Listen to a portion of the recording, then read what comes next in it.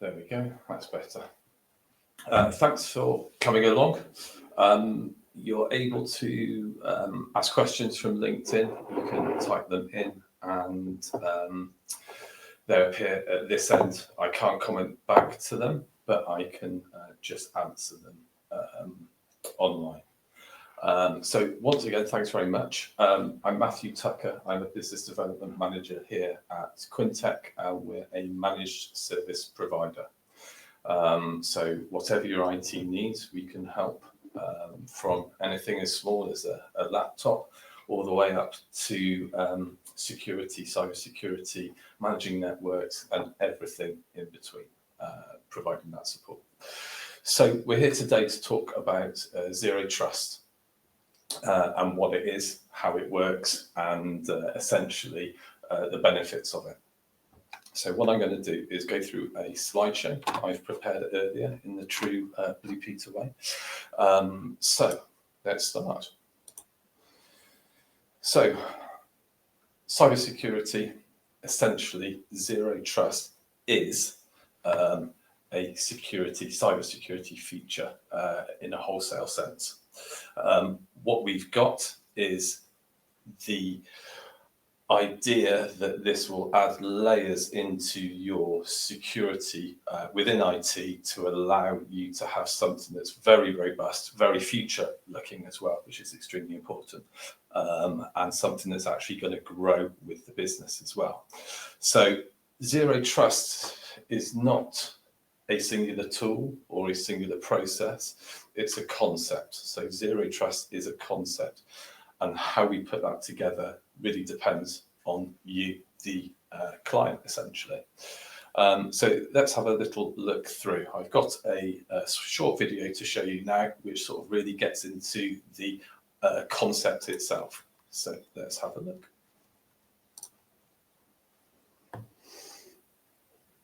So technically zero trust is a framework, but for me, it's a mindset. It's a way of looking at cybersecurity. Fundamentally, it's the principle of least privilege. So just because something can run doesn't mean it needs to be able to run. Just because something can access the entire internet doesn't mean it needs to be able to access the entire internet. And just because something can access your files and your data doesn't mean it needs to be able to access your files and your data. So what that means is block by default, allow by exception. Okay, so if you think about your traditional model, your traditional approach to cybersecurity, it's to permit by default and block by exception. So allow everything to run unless we know it to be bad. What zero trust means and what ThreatLocker does is to block by default, allow by exception. So block everything from running except those things that need to run in your environment. Block everything from happening except those things that need to happen in your environment. So it's a mind shift change to your traditional approach, but it's extremely effective from a cybersecurity perspective. Okay. So I think that sets up the concept really well. So what is zero trust and why does zero trust matter? So zero trust really is an emerging security model, the concept of, that requires very strict authentication. This applies to users, this applies to devices, as well as applications. So what we do is we try and explore those a little more as we go through. It works regardless of whether users are inside or outside the network perimeter, and that's something else to sort of layer into that. We've got another video, slightly Americanized, I do apologize, but some of the information in that coming up is really useful to understand that and why that's in place. It matters because traditional network security models aren't really cutting it anymore with the ever-evolving threat landscape. And again, we can go through what some of those are later on to give us an idea. With zero trust in place, organizations are more enabled to implement the security approach that they want and they need for their business. So it works against external threats, and that's kind of what we're used to, stopping someone coming in and hacking, for example, but also picking up internal threats. And again, we'll touch on that later on. So this is the next video. It's about 4 minutes long. The first bit's a little bit Americanized, so I do apologize for that. We don't have a president, as you'll see, but it's got some really good information in it towards the back end, so just bear with me. The way we interact with our corporate networks and devices has changed dramatically over the last few years, with office workers bringing their own smartphones, tablets, and laptops to and from the physical spaces where they worked. This shift accelerated dramatically during the COVID pandemic, as any place became the new normal for all organizations. Zero Trust Security has arisen to help keep corporate data safe in this new work-from-anywhere world. Zero Trust solves several problems with today's security scenarios. That's why the President issued orders in January 2022 for all federal agencies to bolster their security, making Zero Trust a central tenet of the initiative. Toward the end of 2022, the U.S. Defense Department officially unveiled its strategy to achieve Zero Trust capabilities by 2027. To help secure themselves and in defense of national resources, businesses of all sizes should follow the lead of federal agencies. On-premises security, based on protecting the network edge, can no longer cope with modern work practices, with employees using their own devices in the office, at home, and in public places. The opportunities for cyber attacks have grown enormously. In 2021 alone, more than 2,300 public sector organizations suffered ransomware attacks. Businesses and employees are also adopting more applications and services hosted in the public cloud. These are accessed via the public internet, alongside traditional on-premises networks, applications, and data.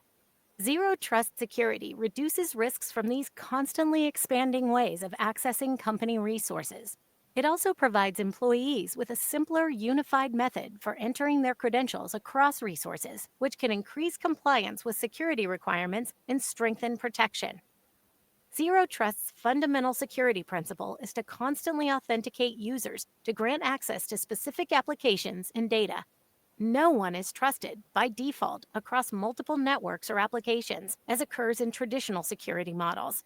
Zero Trust takes a more stringent, granular, dynamic, and continuous approach to trust. As users are constantly authenticated, their devices are also continuously monitored for compromise.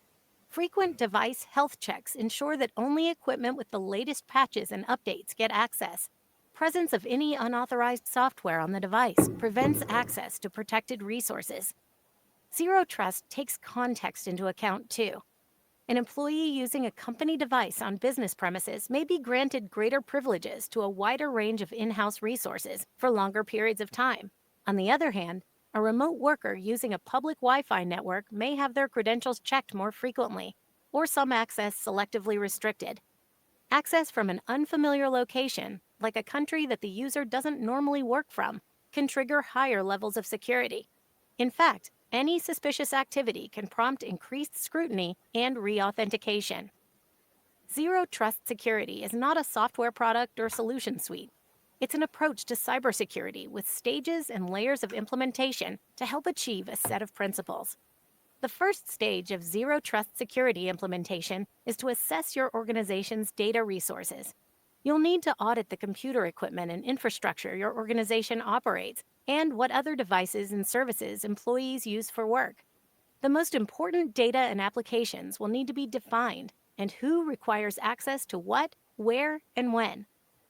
The next stage is to define policies to mitigate threats to these resources based on the kinds of attacks and breaches that could occur. This involves unifying identity and access management across resources, defining privileges associated with user credentials, and recognizing context. Once these Zero Trust policies have been implemented, the system can be optimized. Policies can be extended to every resource your organization operates, and the user experience improved to make credential checking as seamless as possible. Once your organization has started on the Zero Trust security path, it can operate with much greater assurance than ever before. In a dynamic and diverse world with computing right at its center, this is essential and will put your organization in line with national security priorities as well. Okay, so hopefully that gives you a better idea in terms of layers and also activity.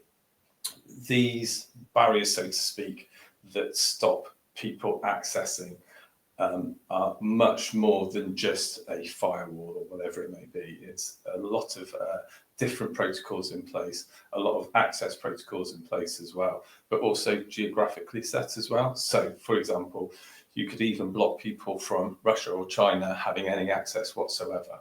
And things like that help your posture in a massively positive way.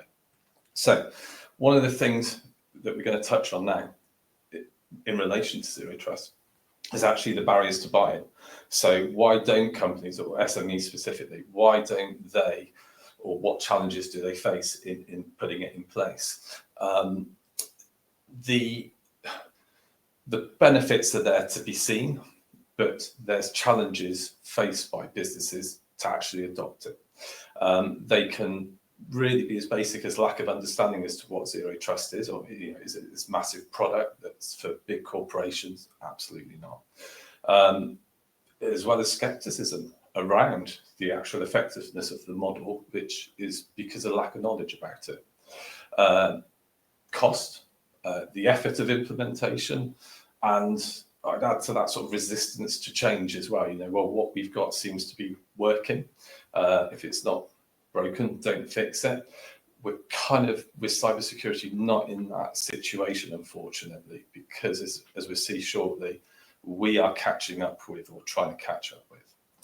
So I put this as lack of knowledge of buy-in, but essentially getting buy-in from the stakeholders is massively important. So educating those stakeholders, it's not just IT, it's finance, it's operations, whatever it may be. So getting their trust in the system and their support is a massive step forward to actually being able to put it in place. I'm going to say one of the biggest, having been in a situation before with a software change in a company, what we saw was the biggest issue is the employees themselves, the people that are using this software or these protocols, etc., etc. They don't like change in that way, and it's very hard to educate them around the benefits of something that they are predisposed not to want. They don't want change.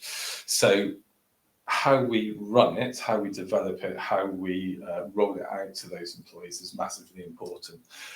If you get them on your side, it's a really easy win from that point of view. There's ways to do that, and again, we can have a quick look into that. So, as we said earlier as well, growing cybersecurity concerns, impact of cyber attacks on business, and the real need for a proactive security approach. It's not just a case of if it's not broken, don't fix it. What's coming on the horizon and how can we deal with that? So I think we can all agree that cyber attacks can really cause significant damage to businesses. It's not just the loss of sensitive information, it's the customer trust that's broken at that point in time. Financial loss as well, potentially. It could be someone trying to take money from your business. Oh, I'm this supplier, send your money here. We just changed our bank account. Really obvious, really simple one, but it does work. But also, if you do have a breach, you need to declare that to the ICO, Information Commissioner's Office, and that in itself leads to an investigation. You don't want your customers telling them that you've been breached. You need to be doing that yourself. As soon as it's customers telling them, that is something that is viewed very negatively by the ICO. So we need to make sure that we're restricting anything going on so that we're not going to fall foul in that way. So let's be proactive. Let's protect the sensitive information and our assets, but also our reputation as well. And that's really, really important. So evolving threats. Literally just a sort of list of 12, I suppose, that we're seeing at the moment. A few of them tie into each other. So let's just go through them. Ransomware. We stole your data. We want £20 million to get it back. Really obvious. It remains a significant issue It's growing in its size, its complexity. Ransomware groups are actually starting to collaborate with each other, different threat actors, and it's leading to more sophisticated attacks. Don't think for a minute that sophistication means size of your company. There's no equation between the two. Because it's sophisticated and you're a small business doesn't mean you're going to get away from it. It just means you're going to be part of the fodder on the way through, and I'll come back to that shortly.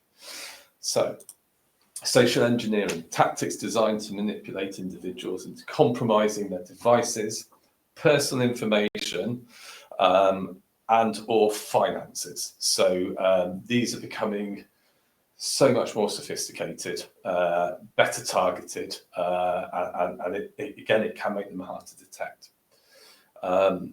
The next one, artificial intelligence. This will be a theme. So the development of large language models is a real concern. These AI systems are starting to really generate, I suppose, human quality text. And again, this is going to be used for malicious purposes. That's a given at this moment in time, and we're seeing it. Phishing. It continues to be one of the most common attack vectors. They use platforms that have known CVEs within them, so known issues within them, and that could even be in a well-known product, for example, to get into your system and start this sort of phishing process. So it's really important to get on top of that as well. Data poisoning. So this really involves corrupting data used by machine learning, leading to a compromisation of that AI. So if you use AI yourself and you use your own large language model, this is where you're potentially at risk, and it needs to be ring-fenced in a very productive way. But again, we're starting to see this, or attempts to do this.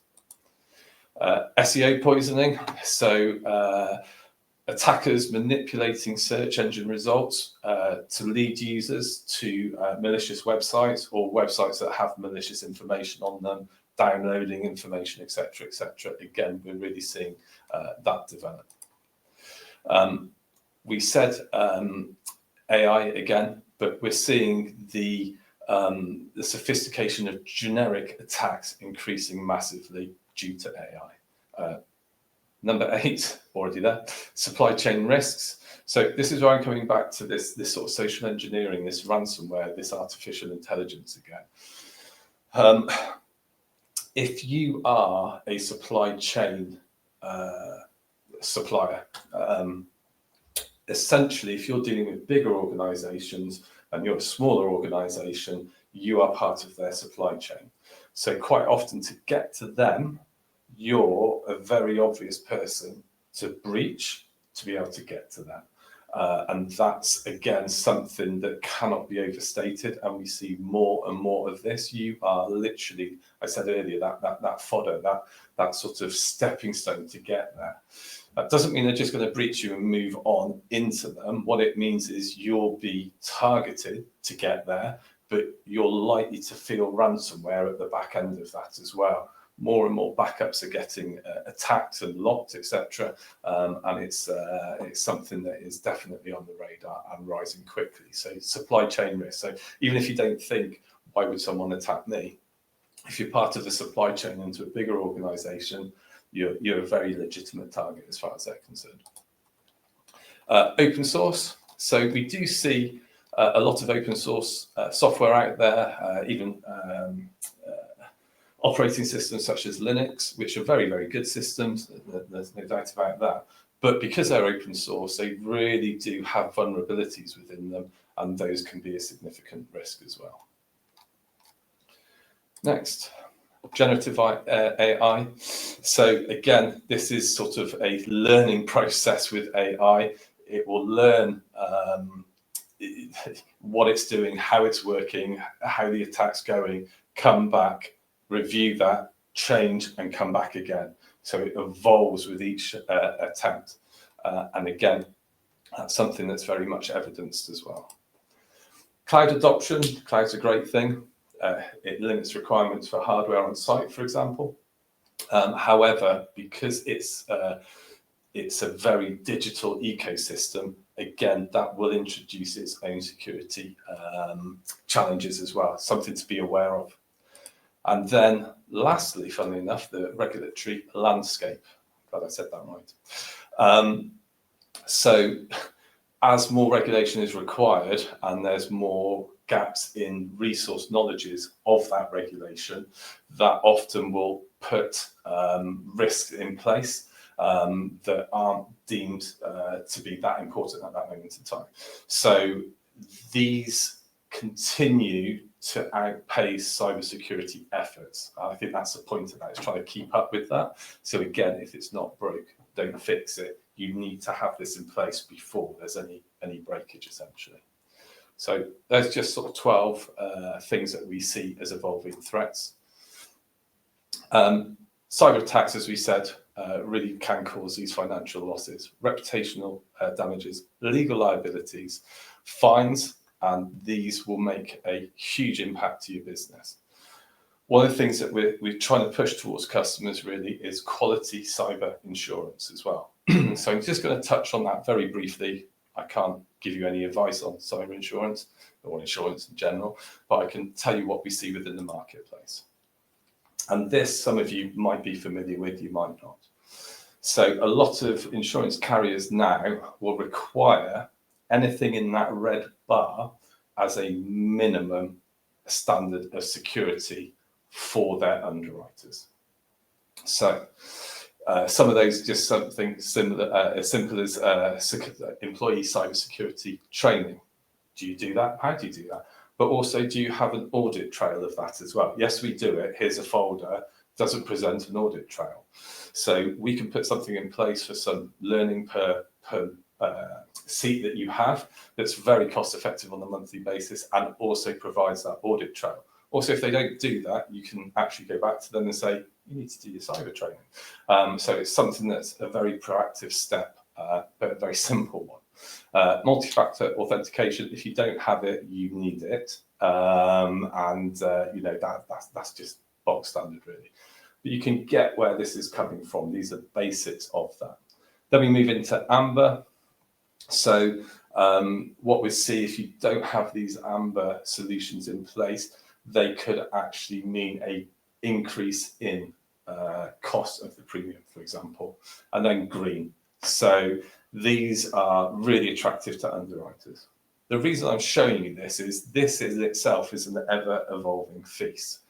What's Amber now is going to move to red very quickly. And we've seen that ourselves again within the last 12, 18 months. What's now green is going to become Amber as new products, services appear in that green. And those new products and services are things that are going to respond to these evolving threats. So that's how it links in together. If you've got any questions on that, then you can fire questions over to me on my email or through LinkedIn, and I can point you in the right direction. So let's go back to the principles of zero trust. So we're talking in terms of knowing what resources you have within your business and identifying each and every one of them.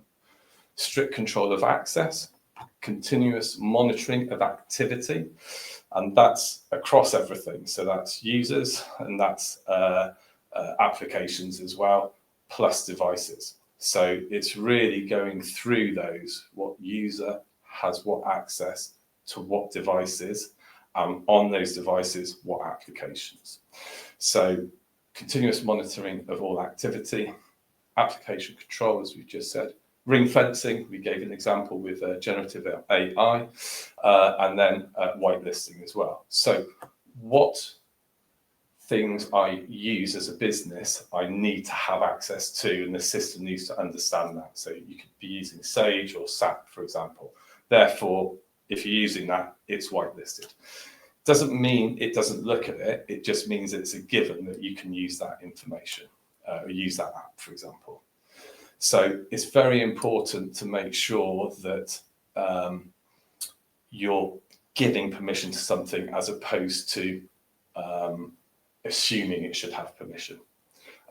So yeah, it's a good way of fortifying those defenses. Good. So if we look at a few things here, network segmentation, multi-factor authentication, and identity and access management. Network segmentation actually has been around for quite some time. So an easy example of that is you have a solicitor's office, for example, and you have a waiting room in that office, and you've decided to allow your clients that come in to have some guest Wi-Fi. So that Wi-Fi should be a very, very separate Wi-Fi to the rest of the building.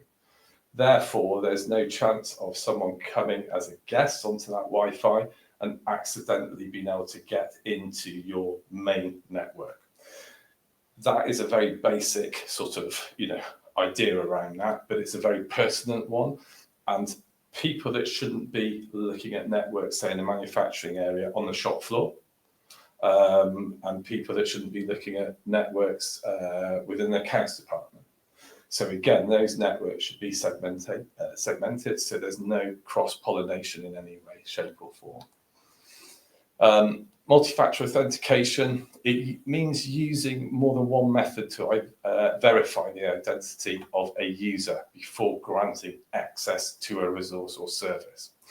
So it's making sure that that person using that phone is actually that person using that phone. It's not just someone that's stolen it.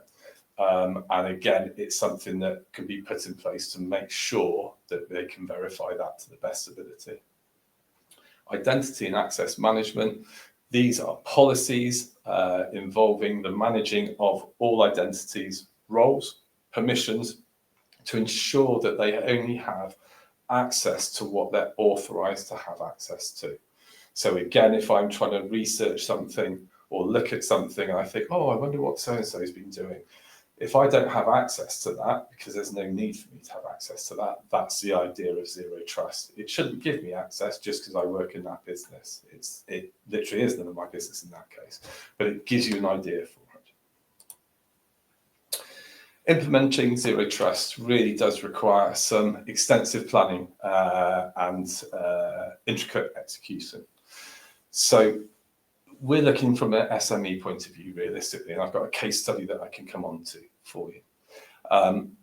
It really requires a shift in that security mindset, careful planning, a lot of best practices need to be put in place and adopted, and a least privilege approach. Continuous monitoring, strong authentication methods.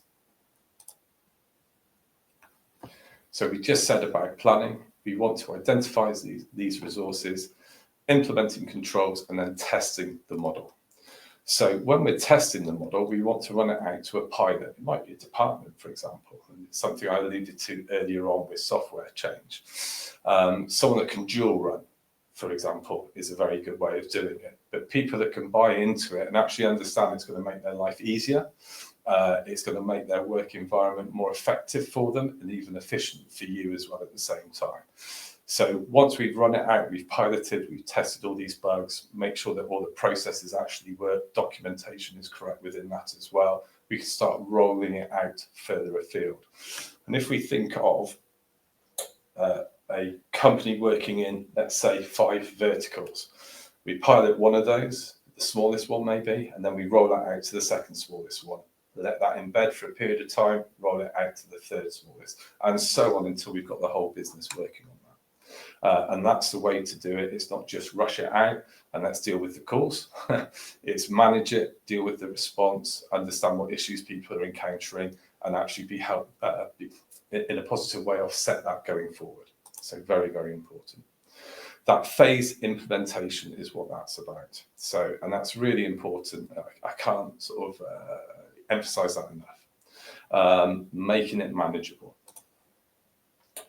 Training and educating. So again, pre-launch, training those people, educating them, making sure they're aware of everything and what to do if something goes wrong from their perspective as well. So they're just leaving them there, oh, this is how it all works, blah, blah, blah.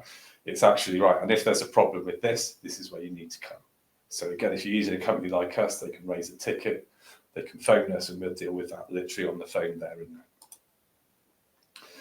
So, as we said, there's some challenges within the SME marketplace, but we can really tailor and make that to that marketplace as well. So, and when I say that, it's your business, how it works. Is it manufacturing? Is it a legal firm, an accounting firm? And that will take your personal view of what Zero Trust is to tailor it to work for you. So, some of the best practices for SMEs include the use of cloud-based security, and we mentioned that earlier on.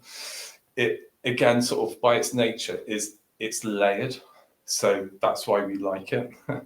The cloud can then restrict who's coming on and why, even to the point of, as an example, there's certain updates not done on a laptop that's trying to access sensitive information. If those updates haven't been done, that laptop can be denied access. Doesn't matter who's on it, it's just checking that information. So that gives you an idea of the layering within it. It's a very proactive way of dealing with it.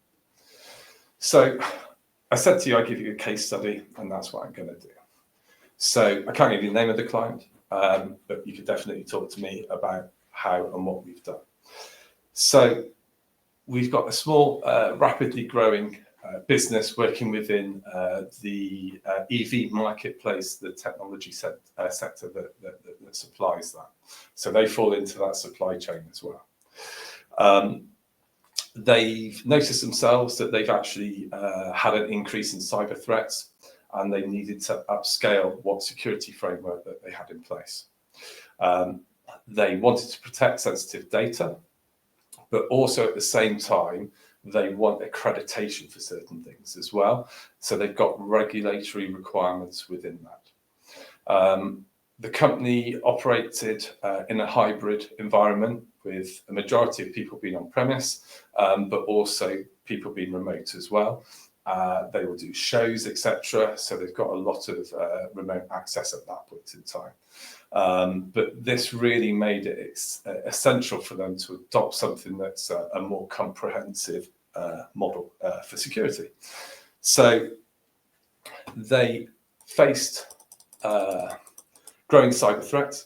So they were vulnerable to things just as simple as phishing, ransomware, and also insider threats as well. And insider threats is really easy, so espionage. No, it's something as simple as an employee leaves. What do you do with their login? What do you do with their email? If that login's still live 3 years later, that is a significant risk. We could even show you, if we can find on the dark web, login details for your company. That's something that we can provide as a report. And that's why it's extremely important to deal with these as a policy.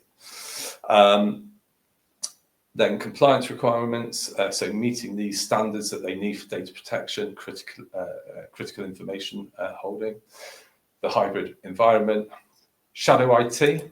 So this is unapproved applications on the internal system that no one knows someone's downloaded.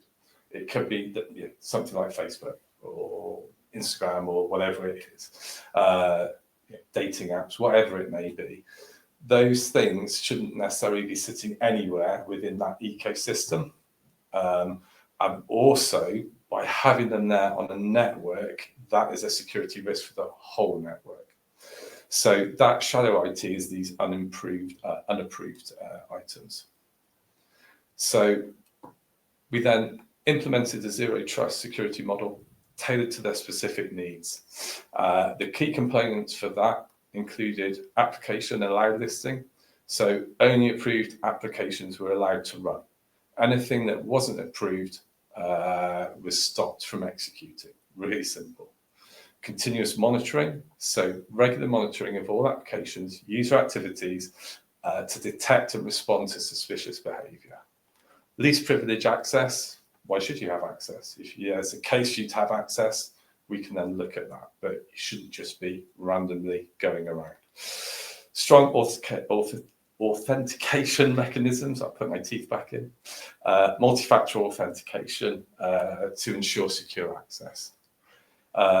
Implementation steps It was all done about assessment and planning. So literally looking at the whole of their IT estate. Like a lot of small companies that are rapidly growing, it's almost a case of, right, who can deal with a bit of IT? Okay, right, well, can you set up these, 365 accounts for these 3 employees that we've got? Next month, we've got 2 new employees, can you set them up? And, I just get a couple of laptops and what have you. And this sort of, this sprawl of information, this sprawl of, there's a PCs, there's a laptop, one's a Mac, one's a Chromebook, one's we've got printer there as well. We've got a Wi-Fi network there. We've got people could come in and pick up their stuff. Let's have a Wi-Fi network there. There is nothing really that's understood about the whole system. So running a risk assessment of that and being able to go back with that to them and say, right, this is what you've got, was a really good exercise. But it also enabled us to put a domain controller in place so that everything was filtered through, talked to one point as well. And everything can be set up from that point, making everyone's life a lot easier. Developed and enforced strict security policies. Technology integration as well to support that zero trust framework. Training and awareness. Actually provide training sessions for employees to ensure they're understood these processes and they are adhered to these new security protocols as well. It has so many benefits, and those are simply increased level of protection against threats, compliance with regulatory standards, secure, efficient and effective, I'm going to throw into that as well, working environment for the employees. So they understand if something goes wrong, what do they do about it? What conduit is there for them to get it sorted out really quickly and enable them to do their job? And then a posture better suited to be able to handle future challenges. And these things, even though they're listed as 4, go into so many other facets, and it's really important to understand that. So that's such a good case study to be able to put together. So scalable network with policies and procedures in place for growth. So it's not just being able to deal with stuff in the future from a technical point of view, it's dealing with the growth of your network, more employees coming on. There might be 30 now, we're expecting it to be 45 next year. So what have we got in place to help with that process to make it as pain-free as we can for everyone? So in conclusion, it really is an essential security concept and model that can help businesses protect against growing cyber threats. It's understanding the model and its principles that businesses can use to implement these best practices and tools to mitigate the risk of cyber attacks. If you have any questions going forward, there's my email, there's my number. You'll also have me on LinkedIn as well. I'm more than happy to answer anything that you've got in terms of questions around this. And thank you very much for your time. We'll be doing another one in January, probably January, February, and March on different topics. If there's anything that you'd like to know more about, you can always drop us a message and we can put something together for that as well. So if you've got any questions, just fire me across an email or a message and I'll be happy to talk to you about that. Thank you very much. I wish you all a really good Christmas. Thank you much. Bye.